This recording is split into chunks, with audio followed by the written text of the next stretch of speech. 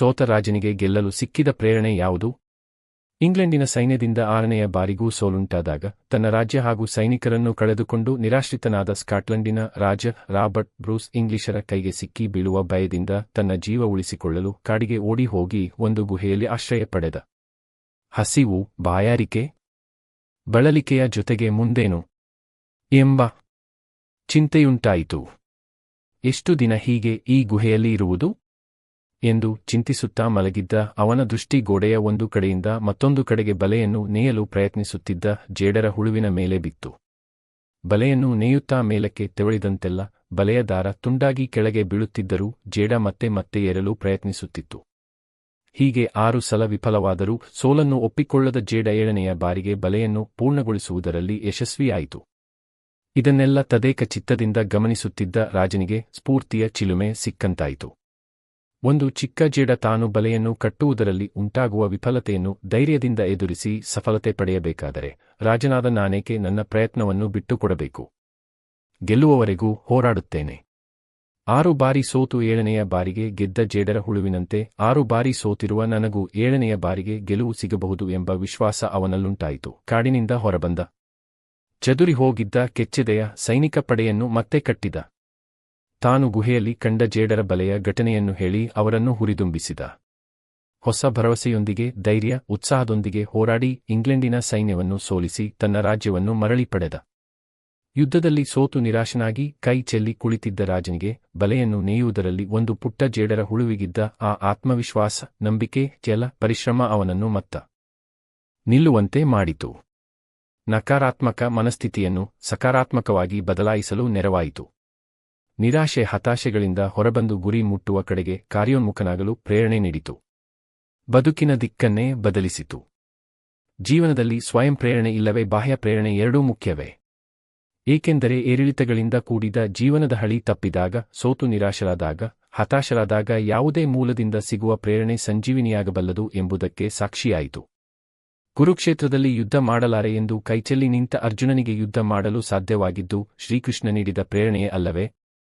ಹನುಮಂತನಿಗೆ 100 ಯೋಜನ ವಿಸ್ತಾರವಾದ ಸಮುದ್ರವನ್ನು ಲಂಘನ ಮಾಡಲು ಸಾಧ್ಯವಾಗಿದ್ದು ಜಾಂಬವಂತ ನೀಡಿದ ಪ್ರೇರಣೆಯಿಂದಲೇ ಅಲ್ಲವೇ? ಗಾಳಿಯೂ ಬೀಸಿತು, ದೀಪವೂ ಆರಿತು. ಒಂದು ದಿನ ಉರಿಯುತ್ತಿದ್ದ ಮಣ್ಣಿನ ದೀಪ ಜಂಬದಿಂದ ಹೇಳಿತು, ಈ ದೀಪ ಉರಿಯುತ್ತಿರುವುದು ನನ್ನಿಂದ. ಅಂದ ಮೇಲೆ ಈ ಬೆಳಕು ನನ್ನದೇ ಅಲ್ಲವೇ? ದೀಪದ ಮಾತನ್ನು ಕೇಳಿಸಿಕೊಂಡ ಎಣ್ಣೆ ಸುಮ್ಮನಿರುತ್ತದೆಯೇ? ನೀನು ತಪ್ಪಾಗಿ ತಿಳಿದುಕೊಂಡಿರುವೆ. ಬೆಳಕು ನಿನ್ನಿಂದ ಅಲ್ಲ, ನನ್ನಿಂದ. ನಾನಿಲ್ಲದಿದ್ದರೆ ನೀನೂ ಇಲ್ಲ, ಬೆಳಕೂ ಇಲ್ಲ, ಏಕೆಂದರೆ ದೀಪ ಉರಿಯಲು ನಾನೇ ಜೀವಾಳವಲ್ಲವೇ ಎಂದಿತು. ಇವೆರಡರ ಮಾತನ್ನು ಕೇಳಿಸಿಕೊಂಡ ಬತ್ತಿ ತಾನೇನೂ ಕಡಿಮೆಯಿಲ್ಲ ಎನ್ನುವಂತೆ ನನ್ನನ್ನು ಲೆಕ್ಕಕ್ಕೆ ತೆಗೆದುಕೊಳ್ಳದೆ ನೀವಿಬ್ಬರೇ ಜಂಬ ಪಡಬೇಡಿ. ಸ್ವಲ್ಪ ನನ್ನ ಮಾತನ್ನು ಕೇಳಿ. ದೀಪ ಉರಿಯಲು ಎಣ್ಣೆ ಇದ್ದರೆ ಸಾಲದು. ಉರಿಯಲು ಮುಖ್ಯವಾಗಿ ಬೇಕಾಗಿರುವುದು ಬತ್ತಿ. ಬತ್ತಿ ಇಲ್ಲದಿದ್ದರೆ ಎಣ್ಣೆ ಇದ್ದು ಏನು ತಾನೇ ಪ್ರಯೋಜನ? ದೀಪ ಉರಿಯಲು ನನ್ನ ಪಾತ್ರ ನಿಮ್ಮಿಬ್ಬರಿಗಿಂತ ಹೆಚ್ಚಿರುವುದರಿಂದ ಬೆಳಕು ನನ್ನದೇ ಎಂದಿತು. ಇವುಗಳ ಮಾತನ್ನೆಲ್ಲ ಕೇಳಿಸಿಕೊಂಡ ಗಾಳಿ ತಾನೀಗ ಸುಮ್ಮನಿರುವುದು ಸರಿಯಲ್ಲವೆಂದುಕೊಂಡು ಮಧ್ಯೆ ಪ್ರವೇಶಿಸಿತು. ಸಾಕು ನಿಮ್ಮ ವಾದ ವಿವಾದ. ನಾನಿಲ್ಲದೆ ದೀಪ ಉರಿಯಲು ಸಾಧ್ಯವೇ ಇಲ್ಲ. ಕಾರಣ ನಾನೇನಾದರೂ ಮನಸ್ಸು ಮಾಡಿ ಜೋರಾಗಿ ಬೀಸಿದರೆ ದೀಪ ಆರಿಹೋಗುತ್ತಾ. ಎಣ್ಣೆ, ಬತ್ತಿ ಇದ್ದು ಇಲ್ಲದಂತೆ ಸುಮ್ಮನಿರಬೇಕಾಗುತ್ತದೆ. ಅಂದ ಮೇಲೆ ದೀಪ ಉರಿಯಲು ನನ್ನ ಪಾತ್ರ ನಿಮ್ಮೆಲ್ಲರಿಗಿಂತ ಹೆಚ್ಚಾಗಿರುವುದರಿಂದ ಬೆಳಕು ನನ್ನದೇ ಎಂದಿತು. ಇಲ್ಲ ಇಲ್ಲ, ನಿನ್ನ ಮಾತನ್ನು ಒಪ್ಪಲು ಸಾಧ್ಯವೇ ಇಲ್ಲ, ಬೆಳಕು ನನ್ನದೇ. ನನ್ನದೇ ಎನ್ನುತ್ತಾ ಎಲ್ಲವೂ ಕಚ್ಚಾಡತೊಡಗಿದವು. ಅವುಗಳ ಕಚ್ಚಾಟದಲ್ಲಿ ಮಣ್ಣಿನ ಹಣತೆ ಒಡೆದು ಹೋಯಿತು. ಎಣ್ಣೆ ಚೆಲ್ಲಿ ಹೋಯಿತು. ಬತ್ತಿ ಕುಗ್ಗಿ ಹೋಯಿತು. ಗಾಳಿ ಜೋರಾಗಿ ಬೀಸಿದ್ದರಿಂದ ದೀಪವೂ ಆರಿಹೋಯಿತು. ದೀಪ ಉರಿಯಲು, ಬೆಳಕು ಚೆಲ್ಲಲು ಎಲ್ಲರ ಅಗತ್ಯವೂ ಇದೆ. ಎಲ್ಲರ ಪಾಲು ಇದೆ ಎಂಬುದನ್ನು ಅರ್ಥ ಮಾಡಿಕೊಂಡಿದ್ದರೆ ಎಲ್ಲವೂ ಬೆಳಕಿನ ಅಧಿಪತಿಗಳಾಗುತ್ತಿದ್ದವು. ನಾನು ನನ್ನಿಂದ, ನನ್ನದು ನಾನೇ ಎಂಬ ಅಹಂಕಾರದಿಂದ ಬೆಳಕಿನ ಒಡೆಯರಾಗುವ ಬದಲು ಅಂಧಕಾರ ತಂದುಕೊಂಡವು. ಜೀವನದಲ್ಲೂ ಹಣ, ಅಧಿಕಾರ, ಅಂತಸ್ತು, ರೂಪ, ವಿದ್ಯೆ, ಪಾಂಡಿತ್ಯ, ಕುಲ, ಬಲ ಇತ್ಯಾದಿ ಯಾವುದೇ ರೀತಿಯ ಅಹಂಕಾರ ಅಥವಾ ಮದ ಆವರಿಸಿಕೊಂಡು ಬಿಟ್ಟರೆ ಅದು ಪರೆಬಂದ ಕಣ್ಣಿನಂತೆ.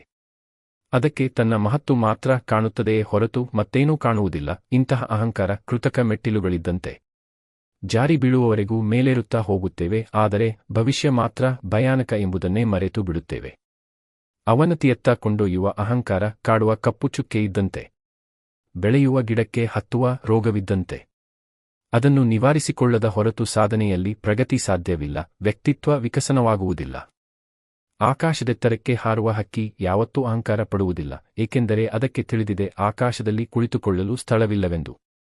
ಮನುಷ್ಯ ತನಗೆ ಸಿಕ್ಕ ಕೊಂಚ ಯಶಸ್ಸು ತಲೆಗೆ ಏರಿದರೆ ಸಾಕು ಅಹಂಕಾರದ ಎಲ್ಲೆಯನ್ನು ಮೀರುತ್ತಾನೆ. ಏಕೆಂದರೆ ಇವನು ಮರೆತಿದ್ದಾನೆ ಯಾವುದೂ ಶಾಶ್ವತವಲ್ಲ ಎಂಬುದನ್ನು.